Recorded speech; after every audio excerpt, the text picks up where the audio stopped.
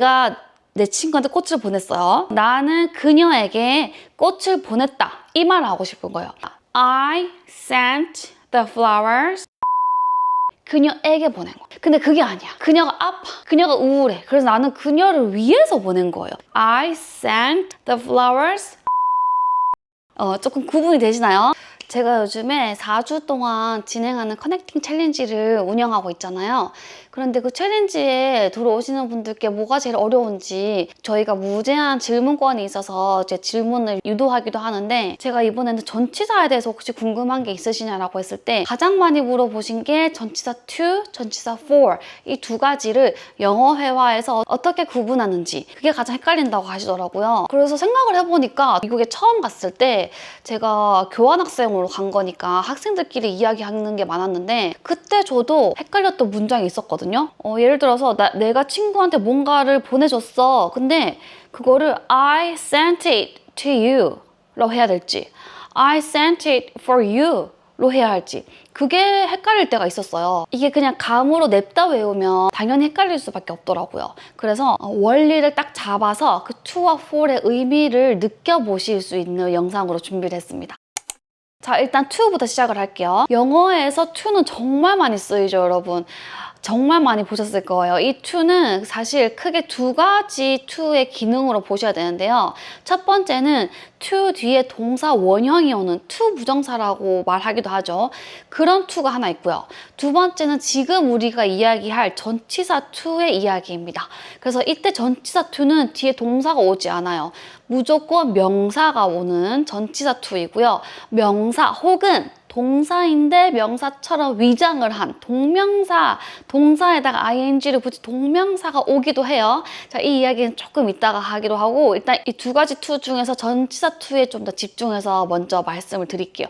그래야 to와 for 쉽게 구분이 가능할 거예요. 일단 이 to를 보셨을 때 전치사로서의 to는 이 t를 잘 주목해 주세요, 여러분. t가 좀 날카롭게 생기지 않았나요? 저는 좀 이미지로 기억하셨으면 좋겠는데 t를 이렇게 해서 휙 날아가는 화살표라고 생각을 해볼게요. 그러면은 어디로 향해 가는 거예요, 그죠? 어딘가로 향해 뻗어나가는 느낌, 방향, 도달, 연결 이런 느낌을 받으셔야 돼요. 해석으로는 장소라면 어디 어디로, 어떤 사물이나 사람이 나온다면 어디 어디를 향해, 누구누구에게 이렇게 해석이 되는데요. 간단한 예문을 들자면 나는 가고 있어요, 공항으로. 공항으로 향해 가고 있는 거죠. 그러면 영어로 I'm going, 가고 있어요. 여기서 for이 아니고 to가 나와야 되는 거야. I'm going to the airport. 그리고 나는 그녀에게 책을 줬어요. 했을 때 I gave the book. 누구에게? To her. 그녀에게. 여기선 for이 아닌 거예요. 그녀에게 책을 줬다라는 의미를 하기 위해서는 I gave the book to her. 나는 오늘 내 상사에게 말했어요. 라고 할 때도 나는 말했다. 에서 끝난 거예요. 처음에 I talked 내 상사에게 to my boss 이렇게 돼요. I talked to my boss today. 여기서도 I talked for my boss가 아니죠. for에 대한 의미는 잠시 후에 나옵니다. 그녀는 뉴욕으로 향해 이동했어요. She moved 이동했어요. 혹은 이사했어요. 뉴욕으로 to New York 이렇게 됩니다. 그래서 to라는 전치사는 어디 어디를 향해 어디 어디로 누구누구에게 계속 화살표가 어딘가에 향하는 것처럼 도달 누구에게 이런 느낌이 강하죠. 그래서 to 뒤에는 항상 받는 상대, 사람, 독착지 혹은 어디로 향하는 장소가 나오게 됩니다. 그러니까 나의 입장에서는 어디로 뻗어가는지 누구를 향해 가는지에 대해서 나타날 때는 to를 쓴다고 보시면 돼요.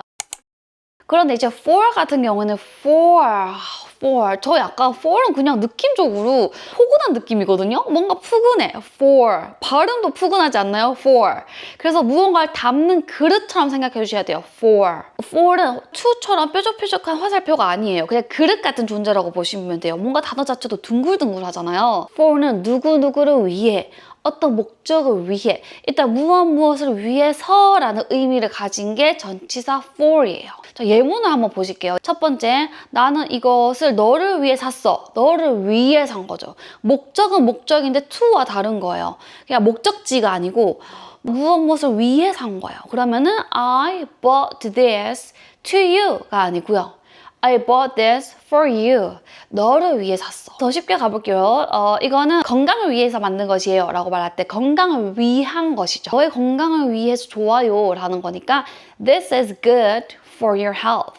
그리고 나는 친구를 위해서 이 커피를 만들었어요 했을 때 I made coffee 누구누구를 위해서 친구를 위해서 for my friend 혹은 당신을 위해서 for you. 이 for이라는 전치사는 무엇을 위해라는 의미와 동시에 무엇을 담는 그릇 같다 했죠. 그렇기 때문에 시간을 나타낼 때도 뭐뭐 하는 동안 어떤 시간 동안 그 시간을 나타내는 for로 쓰일 때가 있어요. 그래서 예를 들어서 나는 30분 동안 기다렸어 라고 말할 때도 I've been waiting for 30 minutes 이렇게 돼요. 30분 동안. 근데 너를 위해서 기다렸어 또 붙이면 돼요. For 30 minutes for you. I've been waiting here for 30 minutes for you. 이렇게 가는 거죠. To you와 for you의 그 뉘앙스를 계속 느끼셔야 돼요. 자, 그럼 여러분 제가 테스트를 한번 해볼게요. 진짜 헷갈리는 상황을 같이 풀어보시면 좀 느낌이 오실 거예요. 첫 번째는 꽃을 보냈어요. 내가 내 친구한테 꽃을 보냈어요. 나는 그녀에게 꽃을 보냈다. 이 말을 하고 싶은 거예요. 나는 그도 아니고 뭐 그녀의 아버지나 어머니도 아니고 그녀에게 꽃을 보냈어. 이렇게 말하고 싶을 때는 자, 영작해 볼게요. 나는 보냈다. I sent the flowers to her. 그녀에게 보낸 거예요. 근데 그게 아니야. 그녀가 아파. 그녀가 우울해. 그래서 나는 그녀를 위해서 보낸 거예요. 그녀가 좀 즐거워졌으면 좋겠어요. 그럴 땐 그녀를 위해서 보낸 거, 그 목적이 더 드러나니까 I sent the flowers for her. 그녀를 위해서 보냈다가 됩니다. 조금 구분이 되시나요? I sent the flowers to her. 그러면은 친구들은 아, 걔한테 보냈구나. 근데 I sent the flowers for her. you're so sweet. 이렇게 돼요, 상대방은. 너 너무 배려있다. 그녀가 기분 좋아지길 원해서 보냈구나. 이렇게 되는 거죠. 다르죠? 누구한테 보냈다. 그 보낸 상대, 그게 중요하시면 to를 붙이고요. 아니야, 나는 뭔가를 위해서 보냈어. 그 목적이 중요하면 for를 붙인다고 생각하시면 돼요. 그 다음 예문 볼게요. 제가 미국에서 실제로 좀 말했던 건데 예를 들어서 친구가 뭔가를 얘기하고 있어요. 그럴 때 나한테 얘기해줘, 나한테. 그 얘기는 걔가 아니라 나한테 얘기해줬으면 좋겠어. 그럴 때는 Hey, talk to me. 이렇게 말하죠. Hey, talk to me.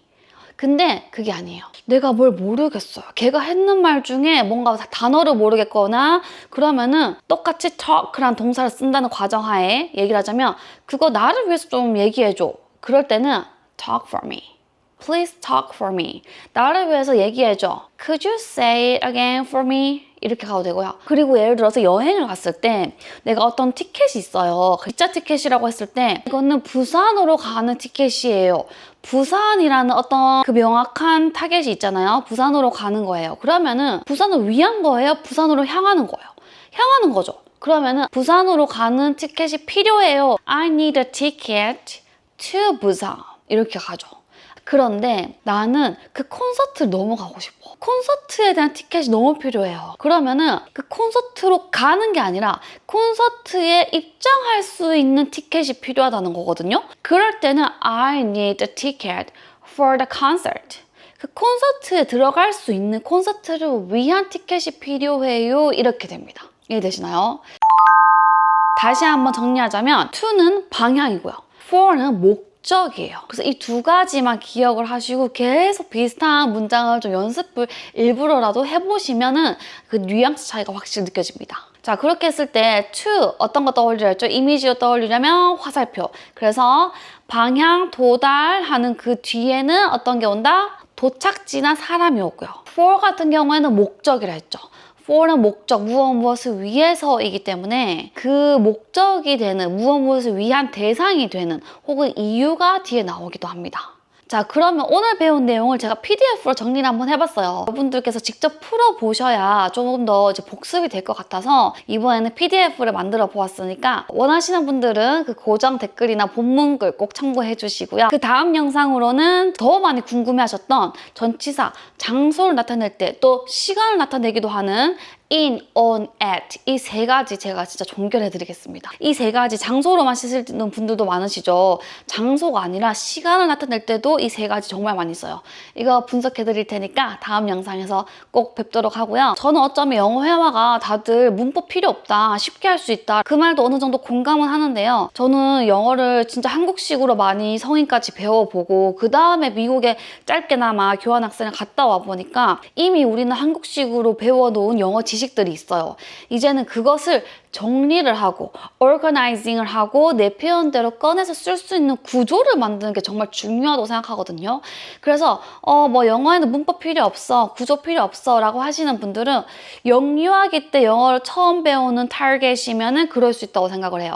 근데 우리는 이미 영어를 배웠기 때문에 특히 한국식으로 배우신 분들께는 저는 이제 구조 설계가 정말 필요하다라고 말씀을 드리고 싶어요. 그래서 저는 여러분들이 영어로 더 넓은 세상과 연결이 되고 내 세계까지 더 연결, 확장이 되는 그 순간을 위해서 어떻게 하면 조금만 더 쉽게 이해하실 수 있을까 고민을 하고 있으니까 여러분들도 많이 좋아요, 댓글, 구독, 알림 설정으로 많이 응원 부탁드리겠습니다. 그럼 저는 다음 영상 in, on, at으로 만나 뵐게요.